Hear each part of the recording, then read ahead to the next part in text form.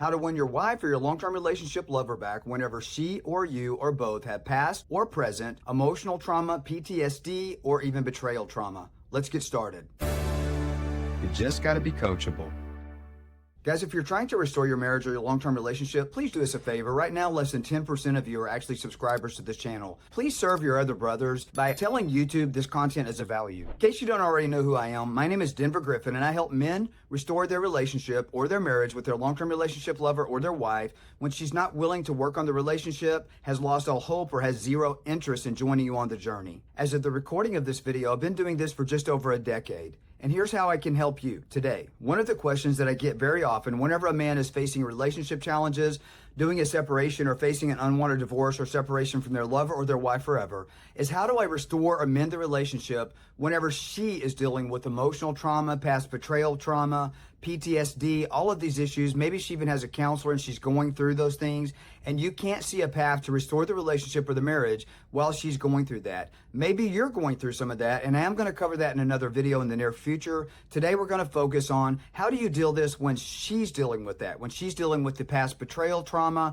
PTSD, or emotional trauma. First, I want to let you know in my current marriage, both my wife and myself dealt with past betrayal, PTSD, emotional unsafety, and trauma. But our marriage was still restored in spite of all of these things. So how did we do it? The reason this is all of a sudden surfacing now, even though you guys have been together many, many years, and it's never really been an overwhelming obstacle in your marriage or your long-term relationship, and it might have been somewhat of an issue, but now you're finding out that, wow, this is becoming a deal breaker where we can't reconcile the relationship. You guys hear me talk about this a lot in my videos. So here's what I mean by this. If she has dealt with past relationship histories, this could have stemmed all the way back to childhood trauma. And I promise you, I can totally understand this. I can relate to this because I had the worst freaking childhood that somebody could probably experience outside of being raised in a third world country where we didn't have food. I had food, but outside of that, it was emotional unsafety, emotional and physical trauma from the time I think I was about 4 years old, or maybe even before. I think from the time I was born up until the time I left my home. The reason that I bring this up is I'm very thankful that I actually had to experience a horrific childhood because it effed me up for the majority of my life until I actually learned how to deal with that. And I can tell you that it was one of the large contributing factors to the downfall of the failure of my first long-term relationship of 23 years with my first wife, was because I didn't understand how to navigate that and deal with that. But guess what? With that wife, I fell in love. We went down the aisle, we got married, and we had some really, really good years.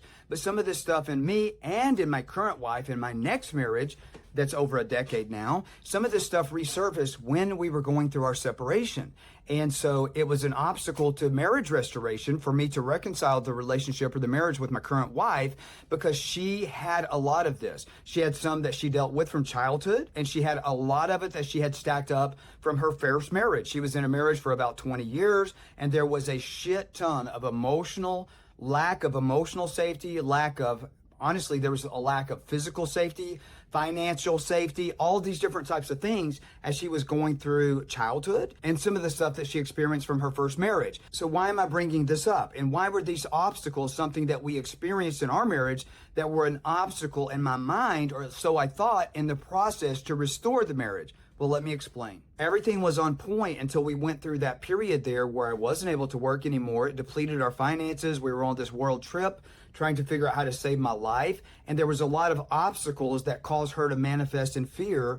And so what happened was, as our relationship started to break down because of what we were going through with cancer, with me being a patient, her being a nurse, that robbed us of intimacy, what happened was some of her past confirmation biases that she had had from growing up, some of the things she had experienced whenever she grew up as a child, as she became a young adult in her teenage years, her mom and dad went through a hardship. They had a bankruptcy that robbed them of their business. And it actually ended up causing them to lose their home. And that caused her to feel emotionally unsafe, which even manifested in physical unsafety.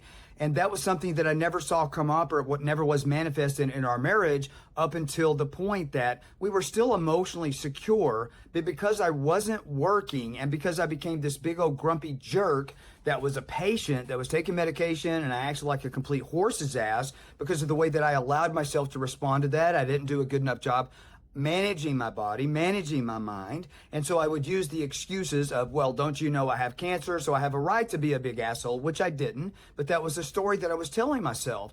And that caused the confirmation bias that my wife had against maybe even her own father, which probably wasn't justified. What they went through may or may not have been his fault. She was in a long-term relationship, a couple of them actually, where there was drug abuse, where there was theft of the family finances. And so all of that fear started flooding back to her because I wasn't working. It started triggering her to start remembering, oh my God, what was it like whenever I was a single mom trying to support 3 kids and I didn't have hot water? And that means I couldn't trust my dad. It means I couldn't trust my first long-term relationship. I couldn't trust my second long-term relationship. And so what started to happen was our relationship and me personally started paying the price for her past trauma, for her past PTSD. And guess what? It wasn't my fault. But guess who else was paying the price for that? My wife.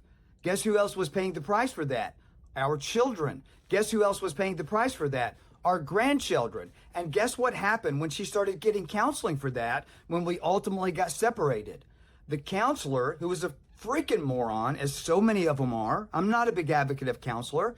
I will tell you this, a good counselor is worth their weight in gold. I just don't know many of them. And particularly because I'm in the business of restoring marriages, you know, over 91% of people that seek marriage counseling end up in divorce. Now, if you need counseling for emotional trauma and PTSD, all of those things, I'm not discouraging you from doing that, but I'm going to tell you what happens more often than not. Whenever somebody is having emotional trauma, past behavioral trauma, emotional betrayal trauma, physical safety trauma, if they go to a counselor and they start saying, okay, I'm separated from my husband, I'm separating from my long-term relationship lover, and because of all the things that he's been doing in the relationship, the way that he's been talking to me, the way that our finances have been ran, he's not working as much as he should have, I don't know. But I will tell you this, in that industry, it's very normal to be in counseling forever. And by the way, I'm going to challenge something on that. I deal with all of this in the Divorce Stoppers program. And guess what? It's not the first thing that I deal with. In the program, as it stands today, we have 15 steps. I'm going to put all of that on pause and focus on what do I need to do to get us back under the same roof. She was living 2,000 miles away from me and we were physically separated. And I thought, you know what? We've tried talking about our trauma. We've tried talking about our issues. We've tried addressing how do we heal. And guess what? Did I trigger the trauma? Dang right I did. Did that mean that we couldn't reconcile our marriage because of that? No. So here's the first thing that I want to tell you. Number one, your relationship can actually be reconciled without either one of you healing from your past betrayal or emotional trauma. Your relationship or your marriage can be reconciled without healing from PTSD. Let me tell you something else. Number two, healing your relationship can 10x the speed after you guys are back together. Healing betrayal trauma, healing PTSD, healing emotional trauma, if it's caused by and within the marriage and that's all you're dealing with, the way that you resolve that is reconciling the marriage. You do what it takes to come back under the same roof and hang out, have fun, and hook up. Hang out, have fun, and hook up. Positive, polite, and playful. Positive, polite, and playful. By you taking the lead to establish new positive relationship histories that lead her out of confirmation bias. So how do you restore a marriage or a long-term relationship when either you or her or both of you are dealing with all of this trauma? You reconcile and you make the marriage fun again. We could put a red hat on. Make marriages fun again. This is what it takes to get you guys back under the same roof. If you're thinking, well, Denver, I've tried this. I'm listening to your videos and I'm seeing some wins, but then it'll backfire. If that's what you're seeing, 90% of you that watch these videos, you tell me, thanks for the advice. It helped us get back in the same house. But for those of you that are saying that means your wife doesn't have confirmation bias. For those of you that are dealing with this when she has confirmation bias, and guess what? A lot of the time, PTSD, betrayal trauma, emotional trauma, not only is it caused from confirmation bias within the marriage, you are paying the price from confirmation bias that started way before you met this woman. This confirmation bias started with her father. This confirmation bias started with a male father figure or somebody else that had a penis that was in her life before she ever left her home. This confirmation bias started with another man, 2 other men, 3 other men, 4 other men before she ever met you. All of that confirmation bias is stacked on top of stack on top of stack. This is like you are getting the quadruple stack from the IHOP when you got this woman, and neither one of you knew it until you gave her something to trigger it, and you started stacking some on top of that by yourself by showing up maybe not the best spouse or maybe not the best long-term relationship lover that you should have. And now you're paying the price for all of those past histories and your current past histories yourself. So how do you navigate out of that? Well, first, I want you to do me a favor right now. If this is you, I want you to put in the comments, this is exactly what I'm dealing with, Denver. Nobody's ever explained it this way. I see exactly what you're saying. This is exactly where I'm at. Well, how do you navigate the waters out of that? If you haven't already subscribed, do it now. Subscribe and hit the bell button because this stuff helps. This stuff helps people. Help me help you by pressing the subscribe button, and please, please, please, please press that bell button also. So the way that you restore a marriage or a long-term relationship when you're dealing with PTSD, emotional trauma, past betrayal trauma, no matter the reason, one of the things that you can do to heal yourself and also to help your lover heal is restore the relationship first.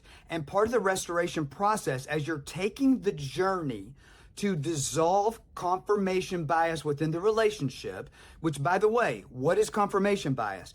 PTSD will dissolve with it. It naturally goes away. But Denver, what if it doesn't go away when I get rid of the confirmation bias? And how do I get rid of the confirmation bias? If you think you're dealing with confirmation bias, I want you to put in the comments right now, why do you think, or why do you know for a fact that you're dealing with confirmation bias? And I also want you to include, what is that costing you? And if that's where you're at, stick that in the comments right now. I'd like to hear from you because it's going to give me some video ideas if you'll explain that for future content. But let's talk about, how do you actually get rid of confirmation bias? 3 things. In the DivorceStoppers program, I spend the entire program, the 7-week program, teaching you how to dissolve confirmation bias in the very beginning. We turn the train that's heading toward the end of the relationship around, and the goal is always to do that by 7 days in this 7-week journey. I didn't say we restored the relationship in 7 days. I said we stopped the train that's heading toward divorce. We stopped the train that's heading toward her ending up with another lover, a new relationship, pregnant with another man's baby, and you guys are never going to be back together. The goal is always to turn that train around by day number 7. Well, Denver, how in the hell do you do that? 3 words: knowledge, understanding, and wisdom. Knowledge, understanding, and wisdom. Well, Denver, it sounds like you guys are running a coup over there. We are. It's called knowledge, understanding, and wisdom. When you have the correct knowledge, understanding correctly how to implement the knowledge, and wisdom on how to actually consistently do it every single week so that you don't walk forward 3 weeks and then screw up and start over again. It takes 7 weeks of doing everything the correct way in order to change her thought patterns. So what I'm telling you is, you becoming the best version of yourself, like all the other programs are out there teaching, not only is it not going to work, it's actually going to make things worse. If that's you, put that in the comments. Tell me about that. So how do I know this? Because 41% of the clients that come into my program come from other programs. Because all the other programs, they don't deal with confirmation bias first. And if you don't deal with confirmation bias first, when she wants out and you want to stay in, the marriage or the relationship is not going to be restored. Becoming the best you is not going to fix it. Dealing with your emotional trauma is not only not necessary, it's not going to fix it. It'll actually backfire on you. If you go fix yourself and you leave her in the sidelines, you leave her behind, and she still has her emotional trauma, her betrayal trauma, her PTSD, she will resent you for becoming the best you because she's still hurting. She's telling you, oh, I felt responsible for your unhappiness. The reason she did is because she was unhappy already. I'm telling you, in this program, in the DivorceStoppers program, I actually teach you how to lead her back to the best version of herself. And it takes 7 days to get her on the train track doing that. She doesn't have to heal from PTSD. She doesn't have to heal from betrayal trauma. She doesn't have to heal from emotional trauma in order to start the process of dissolving confirmation bias. Well, Denver, I'm doing that some from watching your videos. If she has full-blown confirmation bias, YouTube is information. I have a program at DivorceGriffin.com that's called DivorceStoppers. And right now what I'm offering is every single week, almost daily, I'm running a free masterclass that can give you the beginning steps of how do you get rid of confirmation bias. This is the beginning of healing the relationship.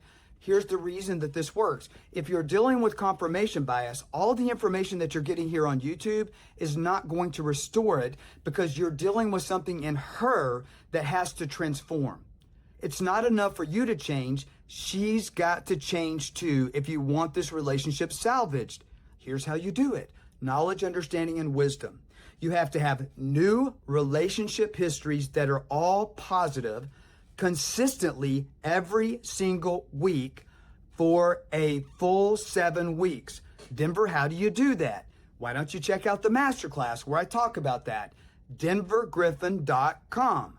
DivorceGriffin.com. I explained that. That might be enough to get you back on track. If it's not, at the end of that masterclass, I give you an opportunity to book a call with me.